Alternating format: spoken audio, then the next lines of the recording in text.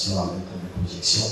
C'est plus confortable de se tenir debout, de parler avec une dynamique qui nous permet de regarder le visage et de voir si les gens sont vraiment déçus, s'ils sont intéressés, s'ils sont venus dormir. Parce que l'après-midi, c'est généralement lourd et nous sommes en phase de digestion. C'est bon? Voilà. Et donc, il m'a été demandé de faire une communication sur un thème créé ou investi dans l'économie sociale et solidaire, une façon de contribuer à un développement inclusif et durable. Voilà. L'économie sociale et solidaire, d'abord, il faut que nous puissions avoir la même compréhension de ce que c'est que ce modèle-là.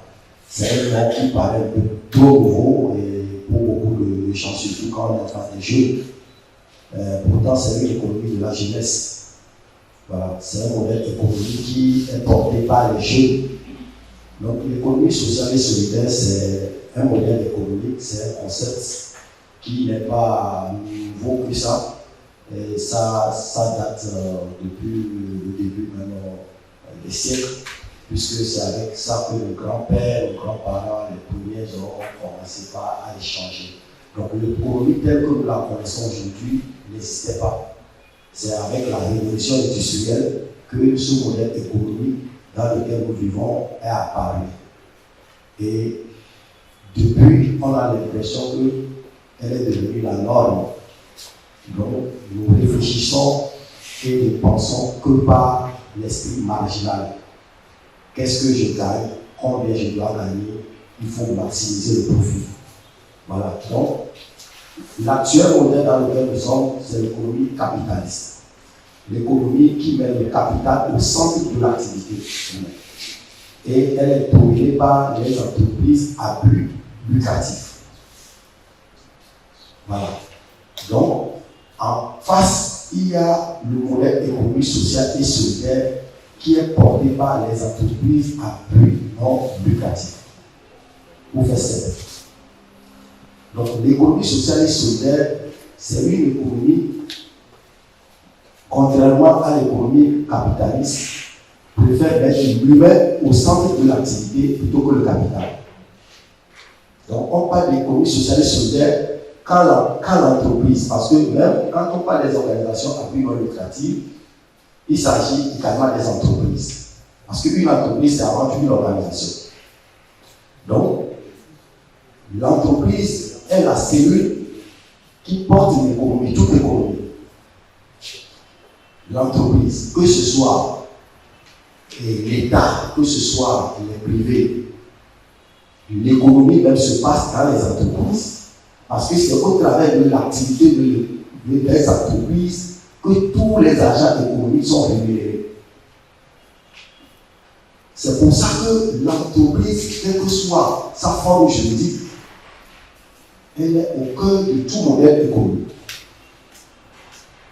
Donc, je voulais faire ce petit exercice de pédagogie pour bien tremper le décor, pour que les gens comprennent que ce soit l'intelligence financière, l'entrepreneuriat, tous les gros mots que vous pouvez entendre, tout ça là, ce sont des joueurs qui jouent sur le terrain d'une entreprise. Voilà. Donc, l'économie sociale et solidaire, c'est une économie qui met l'humain au centre, au cœur même de l'activité économique. Le bien-être de l'humain. Voilà. Donc, c'est souvent une économie qui est portée par les organisations qui ont une mission sociale ou environnementale. Donc, elles prennent généralement la forme de coopérative, de mutuelle, de fondation ou d'association. Même si aujourd'hui, avec les objectifs de développement durable, on parle de plus en plus d'entreprises à mission avec les concepts de la RSE, les responsabilités sociales des entreprises. Donc, la RSE, c'est un pont entre l'économie capitaliste et l'économie sociale à usage humain. Donc, les entreprises qui sont à but lucratif s'intéressent au modèle économique social et solidaire à travers le mécanisme de la RSE. Ouais. Donc, pour dire créer ou investir dans l'économie sociale et solidaire une façon de contribuer au développement inclusif et durable. D'abord, quand on parle du développement durable, le modèle économique qui va avec, c'est l'économie sociale et solidaire. Il n'y a pas de développement durable avec l'économie capitaliste. Il n'y a pas de développement inclusif avec l'économie capitaliste telle que nous la voyons. Parce que l'économie capitaliste a une obsession, c'est de pouvoir maximiser le profit des actionnaires. Or, l'économie sociale et solidaire, c'est de pouvoir maximiser le bien-être des humains.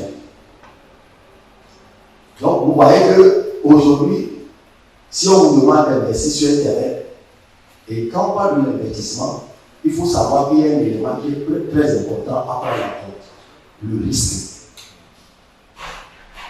Donc, les investisseurs, les bons investisseurs, sont ceux qui minimisent le risque de l'investissement. Donc, l'intérêt pour les jeunes, ou quelle que soit la forme ou le type d'investisseur que vous avez, si vous investissez dans un modèle économique, social et solidaire, vous avez moins de risques pour perdre votre investissement. Voilà pourquoi aujourd'hui, même les plus grandes entreprises capitalistes s'intéressent au modèle économique, social et solidaire à travers le social business. Ils ont développé en amont de leur activité qui pollue, qui est purement capitaliste. Ils achètent les petits startups, les génies, les jeunes porteurs d'idées innovantes, ils les achètent, ils les investissent pour développer parallèlement à leur activité des modèles social business. Vous voyez? Donc, investir dans l'économie sociale et solidaire, c'est investir dans l'avenir, c'est un pari sur l'avenir. C'est comme ça que j'avais cité ma présentation. Vous ne la voyez pas, du temps que ça arrive. Donc, l'économie sociale et solidaire, c'est un pari sur l'avenir. Et aujourd'hui, les grandes nations comme la France même sont séduites par ce modèle économique et la France a une loi pour encadrer ce modèle économique. Et l'économie sociale et solidaire contribue à 15% au PIB d'un pays comme la France. Et elle est portée par les jeunes. Et les fonds disponibles sur ce marché sont plus colossaux que les fonds disponibles aujourd'hui sur le marché classique. Parce que le marché classique n'a plus de croissance. La croissance sur le marché capitaliste est limitée. Vous ne pouvez plus voir les croissances à 2 chiffres. C'est toujours les croissances de 3, 4, 5, maximum 9%. Or, dans le modèle économique social et solidaire, qui est le modèle de base des économies africaines, vous voyez qu'on peut aller encore croissance de 11%, de 12%, de 15%. Vous voyez? Donc, moi, ce que je dis aux jeunes aujourd'hui, et ce qui moi-même m'a séduit, et qui fait que je suis devenu quelque sorte l'ambassadeur de ce modèle économique, c'est parce que c'est une économie qui fait du sens. J'ai une raison pour laquelle j'entreprends. Mon entreprise n'est pas seulement de faire du bénéfice, mais c'est pour apporter une solution aux problématiques sociales ou environnementales que Dieu seul sait abonde majoritairement en Afrique. Vous voyez? Donc, sans faire trop de la théorie, d'une façon pratico-pratique, l'économie sociale et solidaire, c'est l'économie de l'avenir. Mais si vous voulez investir dans ce modèle économique, c'est quoi? C'est que vous prenez des initiatives économiques qui ont pour ambition de régler ou de résoudre des problèmes sociaux que vous avez dans votre localité.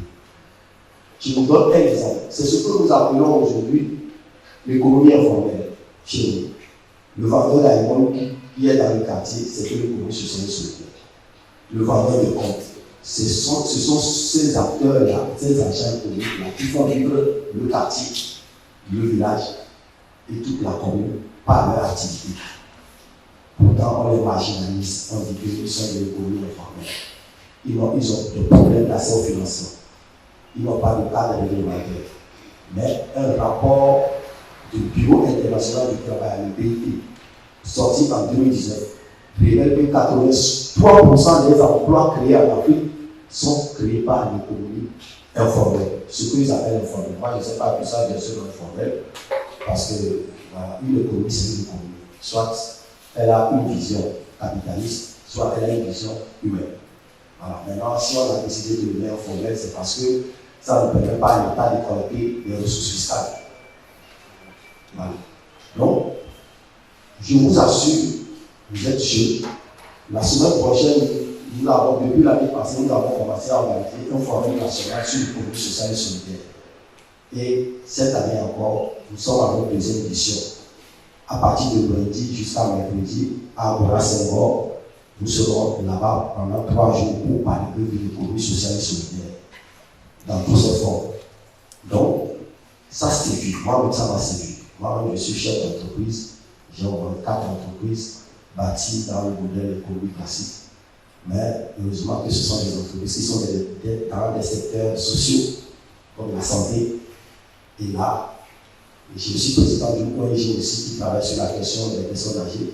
J'ai été expert de l'Union africaine sur les droits des personnes âgées, des personnes handicapées. Et c'est cette expérience entre le modèle ONG et le modèle économique purement capitaliste qui m'a inspiré de dire non, il faut que ce modèle-là, on puisse partager avec les jeunes, la jeunesse. Parce que nous, on n'avait pas eu la chance, quand on avait commencé par entreprendre, d'avoir des occasions comme ça pour qu'on partage, que les aînés viennent nous dire comment ils ont fait les stratégies. Non, on a fait le terrain et on a appris en tombant, en se relevant, aujourd'hui plus de 15 ans d'expérience avant de trouver, chercher à trouver son secteur. Donc, on va investir dans l'économie sociale et solidaire et de façon à contribuer à un développement durable. Les PowerPoints sont là. Donc, je dis d'abord que l'économie sociale et solidaire, dès que vous êtes dedans, vous contribuez à un développement inclusif et durable. Ce n'est pas une question d'investissement. Dès que vous choisissez d'entreprendre dans le modèle économique social et solidaire, vous êtes déjà en train d'investir dans un développement inclusif et durable. Et sans trop jouer avec les mots, si j'avais le pointeur, c'est une économie qui a des avantages et des opportunités. Et en même temps aussi des défis. Le défi d'abord, le premier défi, c'est le défi du financement. Parce que ce sont des acteurs qui ne sont pas tout de suite financés par le système bancaire, le système financier de la banque. La banque le voit comme le porteur à risque, les entreprises à risque, puisque les statuts, le mode de fonctionnement de ces économies-là, de ces acteurs qui sont ONG, associations, mutuelles, surtout ONG, associations, c'est pas très démocratique, c'est pas très structuré. Or, l'économie sociale et solidaire a 4 principes. Si vous respectez ces principes-là, vous êtes en train de rentrer dans la durabilité. Le premier principe, c'est que l'entreprise ou bien votre organisation est créée pour répondre à une problématique sociale. C'est-à-dire que vous avez identifié un problème dans votre quartier et vous voulez répondre à ce problème-là. Donc, vous vous organisez sous forme d'association ou bien, je ne sais pas quoi, c'est plus simple, l'association, c'est le plus simple. Actuellement, il n'y a pas encore de cadre légal pour ce modèle économique, mais le cadre légal est en gestation. Si tout va bien, d'ici l'année prochaine, nous aurons une loi sur l'économie sociale et solidaire. Et nous travaillons avec le gouvernement pour ça. Mais les 4 principes, avant même que cette loi soit adoptée, que vous devez comprendre, c'est que celui qui est dans l'économie sociale et solidaire à travers son entreprise, apporte une solution à une problématique sociale ou environnementale. Ça peut être un problème de déchets, de traitement. Vous allez voir les formes qui sont connues au Togo, vous voyez du recyclage, il n'y a pas de recyclage des déchets. Vous voyez, c'est la forme qui est très pratiquée. Et il y a des gens qui veulent répondre à un problème d'éducation, organiser, faire des répétitions, et organiser une forme d'école à distance. Après, ça touche tous les secteurs. Donc, si vous voulez être un porteur d'une économie sociale et solidaire, d'une initiative dans le modèle économie sociale et solidaire, vous devez faire attention à votre localité, à votre quartier. Qu'est-ce qu'il y a comme besoin qui n'est pas encore satisfait? Et vous pouvez soit prendre l'initiative d'organiser les jeunes ou bien de créer une association avec 1 ou 2 personnes maximum pour répondre à ce problème. Donc, c'est le premier principe. Le second principe, c'est que beaucoup de gens ne savent pas que pour que l'entreprise apporte des solutions, il faut que l'entreprise soit viable. Ça soit viable, ça veut dire quoi? Ça veut dire que beaucoup de gens ont confondu la notion organisation à but non lucratif comme ce sont des entreprises qui ne doivent pas faire de profit, qui ne doivent pas faire d'activité qui leur génère des revenus. Pendant longtemps, on a pensé que quand vous êtes association, vous ne pouvez pas initier des activités génératrices de revenus. C'est une fausseté. Vous voyez? Donc, l'entreprise, qu'elle soit sociale ou capitaliste, doit entreprendre des initiatives qui nous rapportent des moyens suffisants pour couvrir les charges et générer du profit. Parce que c'est avec le profit que vous allez réinvestir dans le développement de l'entreprise. Donc, cette notion aussi, cette fausse notion-là, il faut l'enlever. Donc, les associations, les ONG peuvent initier des activités généralisées de revenus sous forme de groupement d'intérêt économique. Vous voyez? Seulement que quand vous générez des profits, comme c'est une entreprise à but non lucratif, s'il n'y a pas de répartition de dividendes, le résultat que vous avez obtenu, vous n'avez pas à partager avec les actionnaires, puisqu'il n'y a pas d'actionnaires qui existent. Voilà pourquoi on les appelle à but non lucratif. Vous pouvez faire un autre traitement de votre bénéfice en réinvestissant 50% de votre bénéfice dans le développement de l'entreprise, après avoir déduit toutes les charges qui sont là. Et même faire du placement, alors déposer votre argent peut-être quand moi je connais des modèles d'entreprises qui sont dans l'économie sociale, qui sont des puissances. Quand vous prenez SOS Village d'enfants, vous connaissez le budget de SOS Village d'enfants? Vous connaissez le budget de Handicap International? Ce sont des organisations dont leur budget dépasse le budget de l'État de Golais annuellement.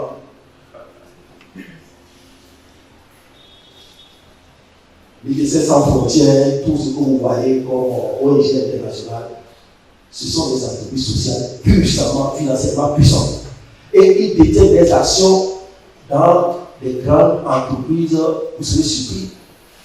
Vous savez pourquoi Bill Gates s'intéresse plus à sa fondation que à son Microsoft? Voilà. Donc ça, c'est de l'intelligence financière. Voilà. Mais ce n'est pas l'objet, on ne peut pas dire tout ça là, parce qu'il y a trop de techniques dedans. Donc, j'essaie quand même de ramener le niveau de la communication pour que vous puissiez comprendre. Mais pour vous dire, investir dans l'entreprise sociale et solidaire, c'est investir dans l'avenir. Et nous devons partager la connaissance. Nous sommes aujourd'hui dans une économie de connaissance. Plus moi je partage ce que je connais, je m'enrichis. Vous ne pouvez pas ce que moi je connais. Alors que si c'était une matière première, ça va vous demander de l'énergie. Vous voyez? Donc, je vous exhorte à s'intéresser à ce modèle économique. Parce que c'est la solution pour la vie. Et la solution doit passer par la jeunesse. 60% de notre population autour est jeune. En Afrique, ça dépasse.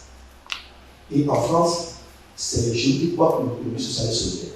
Parce qu'ils ne veulent plus aller travailler dans les entreprises où la vision est purement capitaliste. Vous voyez? Donc, voilà les opportunités. J'étais sur le deuxième principe. Le premier, c'est l'entreprise comme une réponse à l'unicité sociale. Le second, c'est la viabilité du modèle. Parce qu'il faut faire des activités qui nous génèrent des profits, réinvestir une partie, la grande partie du profit dans le développement de l'entreprise. Le troisième principe, c'est la gouvernance de l'entreprise. Il y a un problème chez nous en Afrique. Si vous voulez aller loin, il faut bien bâtir une organisation structurée. Il faut être discipliné. La gouvernance de l'entreprise est meilleure quand on respecte les tests qui ont contribué à créer l'entreprise. On appelle ça les statuts. Dans les statuts, on définit comment on doit faire le décaissement, comment on doit faire ceci, quel est le rôle du directeur, quel est le rôle de celui-là. Donc, quand vous décidez de créer une entreprise, vous constituez un statut, mais il faut respecter ça. Si vous avez dit que vous avez tenu les assemblées générales, une fois par an, il faut le respecter, il faut produire des rapports chaque année pour savoir d'où vient tout ça là. Il faut être rigoureux. La gouvernance doit être efficace. Ouais. Et démocratique. Voilà. Donc il faut donner la parole à tous les endroits, même du plus petit jusqu'au dernier, au plus élevé.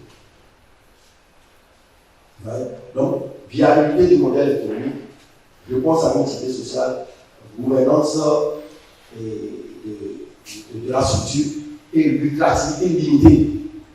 Ça dit quoi? La lucrativité limitée, c'est quoi? C'est que quand l'entreprise sociale veut commercialiser un produit là, il cherche à le vendre au juste prix.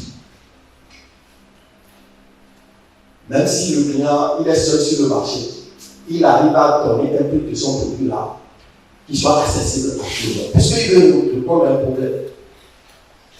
Donc il n'est pas dans la logique de la lucrativité maximum. Ouais. Donc du coup, il ne cherche pas à maximiser son profit. Il veut faire du profit, certes, mais il n'est pas dans la logique capitaliste.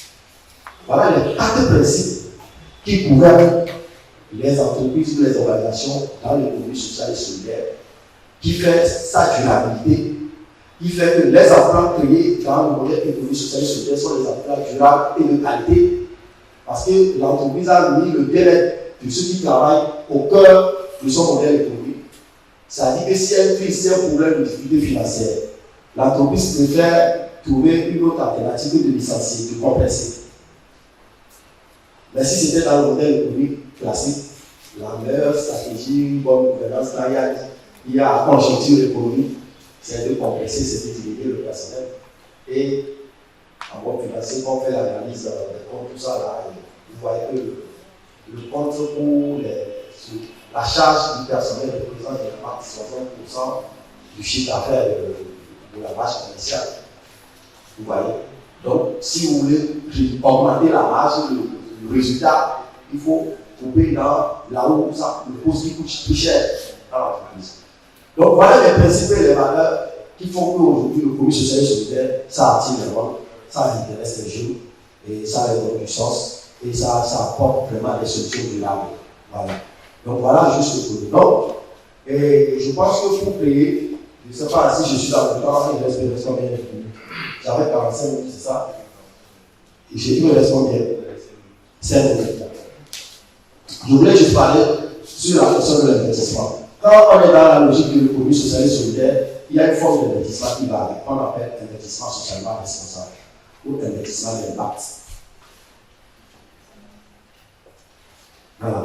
Donc, la notion de l'investissement dans l'économie sociale et solidaire se limite à 2 formes d'investissement. L'investissement est socialement responsable quand cet investissement permet de régler des problèmes sociaux prioritairement, avec des marges de rémunération de l'investissement qui sont raisonnables. Et quand on veut calculer, quand on veut analyser l'investissement socialement responsable, vous voyez que ce sont des investissements qui se préoccupent plus de la rentabilité sociale que de la rentabilité économique. Donc le gars préfère qu'on rémunère son capital à 2% ou à 10%, pendant que le taux de rémunération du capital sur le marché est à 20%. C'est un peu technique, je vous explique simplement. Ça dit que la logique qui gouverne l'investissement, le choix du véhicule d'investissement, c'est la rémunération que ça propose. Si je mets 100 francs, si sur le marché, dans un secteur, quand quelqu'un investit 100 francs, ça doit me rapporter 50 francs. Les 50 francs sont le taux du marché. Donc, pour déterminer la performance de l'investissement, il faut voir le taux du marché, il faut faire plus que le taux du marché. C'est comme ça que l'investisseur dans le marché classique fonctionne, sur le marché boursier, tout ça, classique. Mais dans le marché économique durable, économie socialement responsable, quand le taux du marché est à 50% ou à 20%, l'investisseur accepte qu'on rémunère son capital à 5% en termes financiers, mais que les 15% servent à une rentabilité sociale. C'est-à-dire que le rapport d'activité auquel l'argent est servi, si le rapport démontre, parce qu'il y a une façon d'évaluer aussi l'impact social d'une activité dans les sociétés actuellement. Donc, il préfère gagner 5% pendant que le marché peut rémunérer son capital à 20% et les 15% sont compensés par le problème que son argent servait à régler. Voilà ce qu'on appelle l'investissement socialement responsable et l'investissement d'impact. L'investissement d'impact aussi, c'est que quand vous choisissez de faire par exemple souscrire à un produit d'épargne à la banque à taux zéro, c'est que vous renoncez à votre taux. Il y a des produits de l'économie sociale et solidaire sur le marché développé, les marchés structurés et organisés qui sont des marchés à taux vraiment bas pour que l'argent et les jeunes souscrivent beaucoup à ce produit. Nous sommes inspirés de ce qui se fait en France pour créer une solution de financement des jeunes qui veulent initier dans l'économie sociale et solidaire, qui sera présentée à notre forum la semaine prochaine. Donc, nous avons élaboré cette solution-là pour permettre à ceux qui veulent entreprendre, aux jeunes qui veulent entreprendre, dans le modèle économique social et solidaire, de bénéficier de 3 avantages. Le premier, c'est d'avoir accès à un crédit à taux 2 fois moins cher que le marché. Et en plus du crédit qu'on vous apporte, vous bénéficiez systématiquement de l'accompagnement. Et le troisième avantage, vous faites partie d'un réseau d'acteurs qui ont les mêmes principes, qui sont conduits par les principes de l'économie sociale et solidaire. Voilà, donc c'est une solution innovante que nous avons créée et que nous allons lancer la semaine prochaine, là, de notre forum. Et je pense que je vais m'arrêter là et peut-être les questions vont nous permettre d'aller un peu plus dans le détail. Merci beaucoup pour votre attention.